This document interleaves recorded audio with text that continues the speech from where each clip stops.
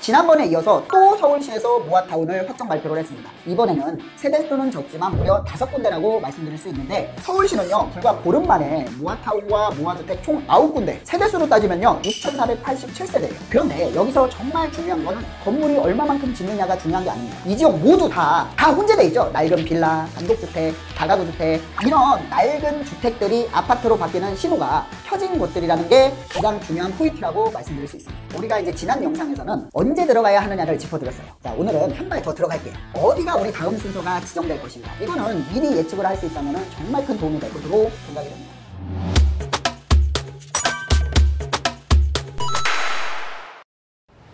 안녕하세요. 우리 시청자 여러분과 투자의 시작을 설계하는 부동산 채널 이충민의 부말리입니다. 지난주에 말씀드린 4개 구역, 9월 12일 날 확정 발표를 한 구역입니다. 강북구 미아동이고요, 구로구 구로동이고, 서대문구 홍은동이 있습니다. 그리고 중랑구 망우 3동인데, 발표한 4곳을 살펴보면은요 서울시의 정책의 명확한 방향성이 보여요. 강북구 미아동 같은 경우에는요 20%가 임대예요. 용적률을 완화해주고요. 하지만 강북구 미아동 같은 경우에는 공공으로 공급을 하기 때문에 이 부분에 대해서는 한번 짚어볼 필요가 있습니다. 구로동 같은 경우에는요 여기는 또 민간 재개발이에요. 그래도 민간 개발은 조합 개발이기 때문에 공공보다는 사업성이 훨씬 더 좋다라고 말씀드릴 수 있고, 2종 일반 주거지역을 3종 일반 주거지역으로 종상향을 시켜줘서 용적률 인센티브가 가능합니다. 서대문구 홍은동을 보면은요 여기도 민간 재개발입니다. 노후도도 78%, 엄청나죠. 하지만 여기가 반지하 비율이 42% 가까이 돼요. 또 망우동 같은 경우에는 1종, 2종, 3종이 혼재되어 있어요. 싹 다 그냥 3종으로 용도 상향을 해줍니다. 하지만 용적률 인센티브를 받는 대신에 공공 기부 체납 비율이 조금 더 다른 데보다 높다. 자, 이런 방향성을 볼 수 있습니다. 9월 23일 날 모아타운 5군데 발표를 했는데 좀 특이점이 있어요. 도심권으로 들어와요. 사당이라든가 양재동이 들어와 있습니다. 그래서 강남권도 모아타운으로 주택 공급이 가능하다. 그래서 이 5군데가 어디냐? 첫 번째는 강북구 미아동, 두 번째는 서초구 양재동이 들어가 있습니다. 그리고 세 번째는 동작구 사당동, 같은 생활권은 아니지만 그래도 강남권에 들어가죠. 그리고 구로구 개봉동, 이번에는 망우 본동이 또 구역 지정이 됐습니다. 이 5군데를 하나하나 살펴보도록 하겠습니다. 강북구 미아동 같은 경우에는 무아주택으로 개발이 됩니다. 제로 인증을 적용을 해서 건축 심의를 받고 이제 사업 심의를 받기 때문에 여기 같은 경우에 인센티브가 굉장히 높아요. 그래서 이 기존 200%에서 북한산 밑인데도 불구하고 236%로 36%나 용적률을 완화해 줍니다. 그래서 사업성이 훨씬 더 좋아질 것으로 예상을 하지만 항상 말씀드리는 부분이 있죠. 규모의 경제, 이런 부분은 조금 조심하셔야 된다라고 말씀드릴 수 있고요. 제가 주목하는 것은 양재동과 사당동이에요. 양재동은요 2017년도에 정비 사업으로 추진했었어요. 7년 동안에 굉장히 사업 진행이 지지부진하다가 이번에 구역 지정이 돼서 공급이 확정됐다라고 말씀드릴 수 있습니다. 사당동 같은 경우도 모아주택으로 개발이 됩니다. 여기는 굉장히 특이점이 있어요. 노후도가 100%입니다. 이런 지역이 강남에 붙어 있다는 거는 사실 말도 안 되는 거거든요. 개봉동 같은 경우 모아타운으로 개발이 됩니다. 635세대를 848세대로 확대를 해요. 이러면은 세대수가 너무 많은 거 아니야?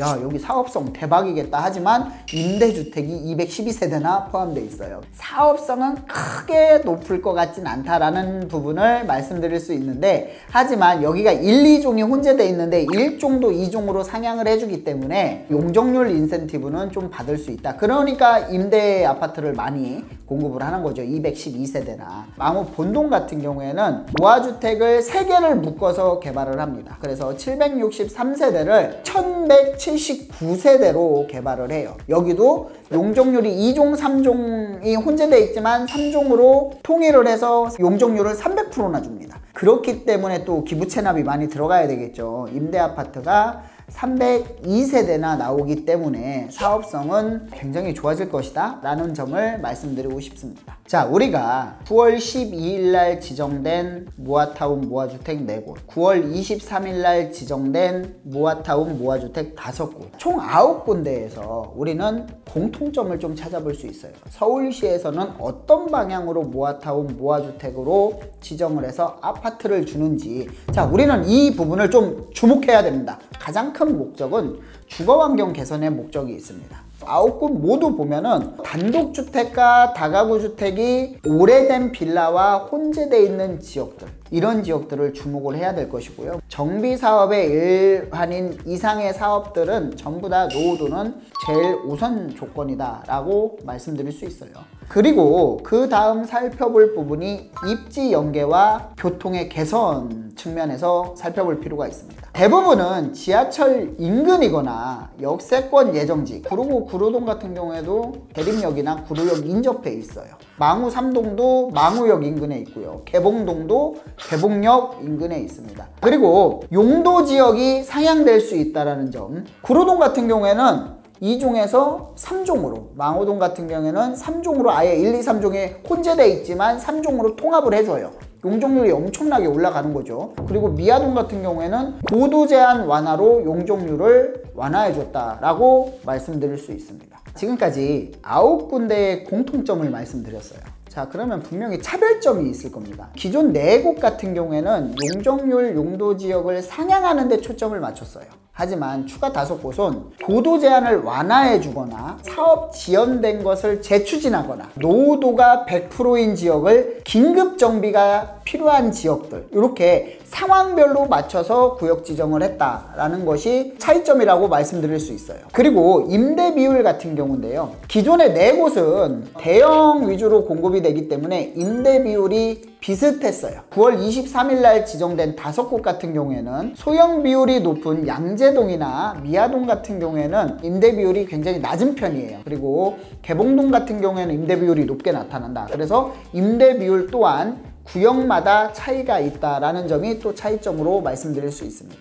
자, 그리고 기존의 4곳은요 전부 다 강북 쪽이에요. 이번에 지정된 데는 도심권, 강남권도 포함한다에 대해서 굉장히 좀 특이점을 보이고 있습니다. 실질적으로 양재동 같은 경우에는 2017년도부터 추진을 했지만 지지부진한 사업을 이번에 정확하게 구역 지정을 해줬다라는 데 의미가 있고요. 그 다음에 북한산 고도지구를 완화해서 고도지구 때문에 사업성이 낮아서 사업을 못했던 지역을 특정한 규제를 해소를 해서 사업을 끌어냈다라는 유형에서 좀 참고를 할 부분이 있습니다. 자, 사당처럼 주민 의지가 만약에 높고 양재동처럼 재정비 사업이 지연이 된 경우에 모아주택 도입을 통해서 사업성을 회복할 수 있는 이 패턴을 알면 투자자는요 자신이 사는 동네가 후보지가 될 수 있을지 스스로 점검할 수 있습니다. 자, 역세권에 있으면서 저층 주거지, 그 다음에 주거 환경이 열악한 지역, 도로폭이 좁아서 소방도로라든가 이런 것들이 일괄 정리가 안 된 지역들,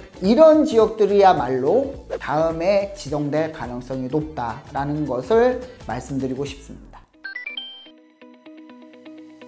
지금까지 말씀드린 부분들을 정리해 보면 노후 반지하 주택 비율이 엄청 높다, 역세권이나 신규 노선 예정지 바로 인접해 있는지, 1종, 2종 주거지역의 비율이 어느 정도 되는지, 높은지 낮은지, 자, 그리고 골목, 이 폭이 6m 미만의 도로가 많다. 이게 왜 그러냐면요, 빌라나 노후된 지역들, 그 다음에 이런 지역들은 아까 말씀드렸듯이 소방차가 못 들어가요. 불이 나면은 굉장히 어려움을 겪습니다. 그리고 학교나 공원, 병원이 가깝다. 이거는 뭐냐면 생활 편의시설이죠. 왜냐면은 생활 편의시설이 많아서 나중에 후 분양을 할 때 훨씬 분양이 잘 되기 때문에 사업성 평가에서 우수한 점수를 받을 수 있습니다. 이런 지역이 물론 뭐 확정이라는 건 아니에요. 이런 조건을 갖춘 지역들을 찾다 보면은 충분히 다음 후보군을 걸러낼 수 있는 능력이 생긴다라는 게 핵심입니다.